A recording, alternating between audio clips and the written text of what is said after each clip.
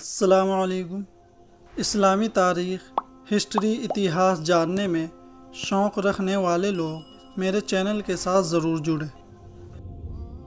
दश्त तो दश्त है, दरिया भी न छोड़े हमने, बहरे ज़ुलमात में दौड़ा दिए घोड़े हमने। अल्लामा इकबाल के इस शायर को हम में से अक्सर ने बहुत बार सुना होगा। अल्लामा इकबाल ने ये शायर किस मर्द मुजाहिद के बारे में कहा था, आइए आज हम उनके बारे में कुछ जानने की कोशिश करते हैं। हज़रत उक़बा बिन नाफ़िअ अरब के कुरैश कबीले से ताल्लुक़ रखते थे। ये मशहूर मुजाहिद सहाबी हज़रत उमर बिन आस रज़ी अल्लाह अन्हु के भांजे थे। ये 622 ईस्वी में पैदा हुए और 683 ईस्वी में शहीद हो गए। हज़रत उमर रज़ी अल्लाह अन्हु के दौर से लेकर हज़रत मुआविया रज़ी अल्लाह अन्हु और यजीद के दौर तक इस्लामी सल्तनत के कमांडर बनकर रहे। मौजूदा अल्जीरिया, सूडान, लीबिया, ट्यूनिशा और मोरक्को की फतूहात इसी मर्द मुजाहिद के हिस्से में आती है। 670 में उक़बा बिन नाफ़िअ ने मिस्र के रेगिस्तानों को पार करके नॉर्थ अफ्रीका को फतह किया। 683 में तारीख़ इस्लाम का यह अजीम फातिह और कमांडर फतह किए हुए इलाकों से वापसी के सफ़र में बागियों के हाथों शहीद हो गया। नबी करीम सल्लल्लाहु अलैहि वसल्लम ने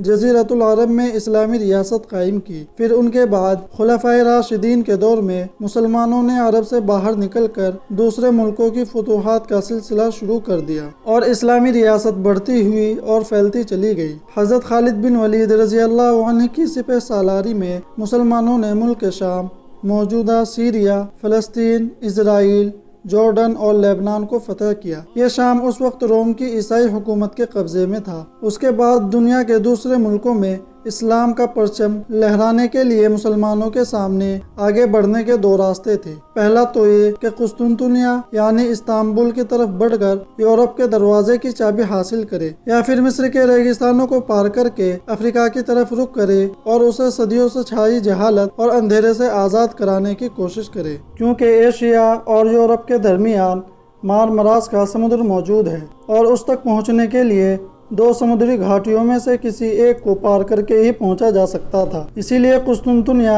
जो उस वक्त रोमी सल्तनत का दारुस सल्तनत हुआ करता था और एशिया से यूरोप में दाखिल होने का एक यही रास्ता था, वहां तक पहुंचने के लिए बेड़े की तैयारी दिन ब दिन होती रही। मुसलमानों में सबसे पहले ये सआदत हज़रत मुआविया रज़ी अल्लाह अन्हु को हासिल हुई कि उन्होंने पहला इस्लामी समुद्री बेड़ा तैयार करके कुस्तुनतुनिया पर हमला करने के लिए रवाना किया। अलबत्ता अफ्रीका तक सहरा सीना की 100 मील की चौड़ी पट्टी से गुजरकर पहुंचा जा सकता था। इसीलिए शाम को फतह करने के फौरन बाद मुसलमान मुजाहिदीन हज़रत उमर बिन आस रज़ी अल्लाह अन्हु की सिपह सालारी में अफ्रीका में दाखिल हो गए और मिस्र की फतह से इस जजीरे में इस्लाम के दाखिले का आगाज़ किया। मिस्र के बाद इस्लामी लश्कर अफ्रीका के नॉर्थर्न स्ट्राइप को इस्लामी किरणों से रोशन करता हुआ मौजूदा लीबिया, अल्जीरिया, तुनिसिया और मोरक्को से गुजरकर अटलांटिक महासागर तक आ पहुंचा, जिसे पार करने के लिए उस जमाने में जरूरी सामान मौजूद नहीं थे और मोरक्को के रेतीले साहिल से आगे